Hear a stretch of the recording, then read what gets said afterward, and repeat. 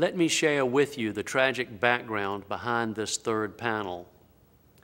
The patient was a front seat passenger in a van that was traveling on I-95 from Pennsylvania to Florida. As the van approached Colonial Heights, another vehicle hit the van from behind, causing the van to leave the highway and tumble down a ravine. The front seat passenger was badly shaken, but with no obvious injuries. He was taken by helicopter to a well-known teaching hospital. There he was admitted for observation.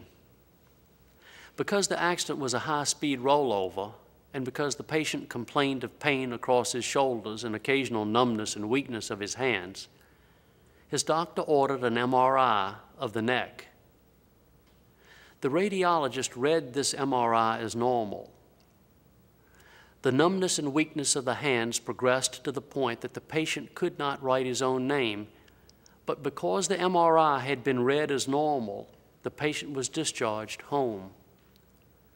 The next day, as family members were helping him from his shower to his bed, he suddenly felt a sharp pain in his neck, and his arms and legs went numb.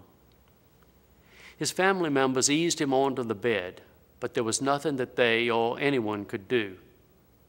He was paralyzed from the neck down on a permanent basis.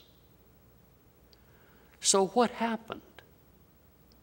By obtaining the actual MRI images and arranging for our own expert to review them, we discovered that the radiologist at the well-known teaching hospital had misread the MRI.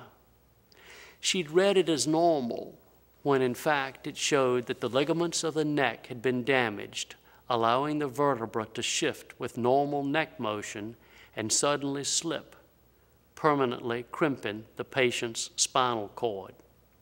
Let's look at the third panel together, since it shows you what the radiologist should have seen. Focus with me on the red arrow. It's indicating the motion that the C6 vertebral body took, moving upward to your left. Instead, it should have been flat.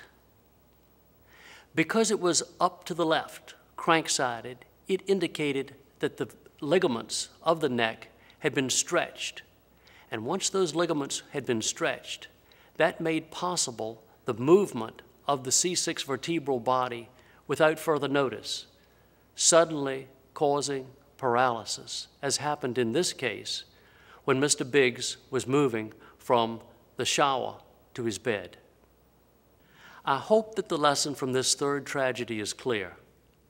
At Cuthbert Law offices, we investigate catastrophic injuries aggressively and carefully, making use of the expertise of highly trained physicians as appropriate.